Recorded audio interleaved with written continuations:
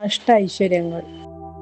ഹൈന്ദവ ധർമ്മത്തിലെ 4 ആശ്രമങ്ങൾ: ബ്രഹ്മചര്യം, ഗൃഹസ്ഥം, വാനപ്രസ്ഥം, സന്യാസം.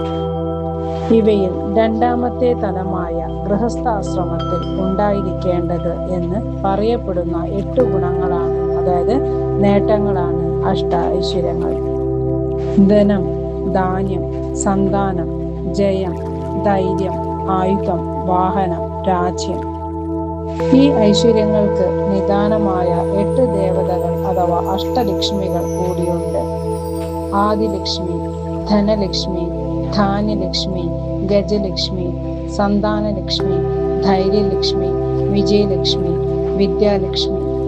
ഐശ്വര്യലക്ഷ്മി, സൗഭാഗ്യലക്ഷ്മി, രാജലക്ഷ്മി, വരലക്ഷ്മി എന്നീ പേരുകളും ചില പേരുകൾക്ക് പകരം ഉപയോഗിച്ച് കാണുന്നു. ഈ 8 ഐശ്വര്യങ്ങൾ മഹാലക്ഷ്മിയുടെ 8 പ്രഭാവങ്ങളായി പറയുന്നു. മഹാലക്ഷ്മി സമ്പത്തിന് വേണ്ടി നിലകൊള്ളുന്ന ഒരു ദേവീ സങ്കല്പമാണ്. പക്ഷേ ഇതിൽ തന്നെ മഹാലക്ഷ്മിക്ക് 8 പ്രഭാവങ്ങൾ വേറെയുണ്ട്. അത് വേറെ വേറെയാണ്. അഷ്ടമഹാലക്ഷ്മിയുടെ ഐശ്വര്യം എന്ന് പറയുമ്പോൾ താങ്കൾ ധനം കൊണ്ടും ഐശ്വര്യം കൊണ്ടും പൂർണ്ണവാനായി എന്നർത്ഥം. അതിൽ തന്നെ ശക്തികൾ, ഉപശക്തികൾ, ഉപകഥകൾ. എങ്കിലും സമ്പത്തും ഐശ്വര്യവും പൂർണ്ണമാകണമെങ്കിൽ മഹാലക്ഷ്മി പ്രസാദിക്കണം എന്നാണ് പറയുന്നത്. തനിമയും എളിമയും. മറ്റുള്ളവരോട് തനിമയോട് കൂടിയും എളിമയോടെ കൂടിയും പ്രവർത്തിച്ചാൽ അത് മഹാലക്ഷ്മിയുടെ ഒരു പ്രസാദനമായി നമുക്ക് കാണാം. മഹിമ, പരമാവധി ഉയർച്ചയും മഹത്വവും നേടാനുള്ള കഴിവ്. 3.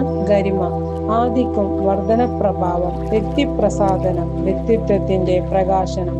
അഷ്ടമഹാലക്ഷ്മിയുടെ പ്രസാദനത്തിന്റെ പ്രഭാവമാണ്. 4. ലഘിമ, എളിമയും വ്യക്തിത്വത്തിൽ സ്വയം അലിഞ്ഞുതീരുന്ന അവസ്ഥയും. ആ പ്രഭാവത്തിൽ അത്രയും ശൂന്യമായി ലയിക്കുക എന്നർത്ഥം. 5. പ്രാപ്തി, എല്ലായിടത്തും സാന്നിധ്യം അറിയിക്കാനും അവിടെയെല്ലാം മേധാശക്തി നേടിയെടുക്കാനും ഉണ്ടാകുന്ന പ്രത്യേക സിദ്ധി. 6. പ്രകാശം, ജ്വലനം, ഇഷ്ടപ്പെട്ട വസ്തുക്കളെ ജ്വലിപ്പിക്കുകയും അവയെ പ്രാപിക്കാനുമുള്ള കഴിവ്. 7. ഇഷ്ടവശ്യവാദം, മറ്റുള്ളവരെ സ്വാധീനിച്ച് അവരുടെ മനസ്സ് അനുസരണമാക്കാനുള്ള കഴിവ്. 8. കാമശിഷ്യത്വം, ധാരാളം സൃഷ്ടി നടത്താനുള്ള കഴിവ്.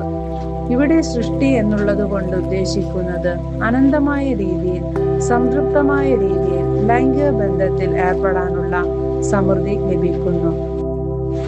ഈ അഷ്ട ഐശ്വര്യങ്ങളും ലഭ്യമാക്കിയതിനു ശേഷം ഈ ലോകത്ത് ആർത്തി അടങ്ങി എല്ലാ മോഹങ്ങളും അടങ്ങിയിട്ട് നിങ്ങൾക്ക് ആന്തരികവും ബാഹ്യവുമായ സമാധാനം, സന്തോഷം, സമ്പൽ സമൃദ്ധി എല്ലാം കൊണ്ടുള്ള സമാധാനം അഷ്ടമഹാലക്ഷ്മി പ്രസാദിക്കുന്നതോടുകൂടി നിങ്ങൾക്ക് ലഭിക്കുന്നതാണ്.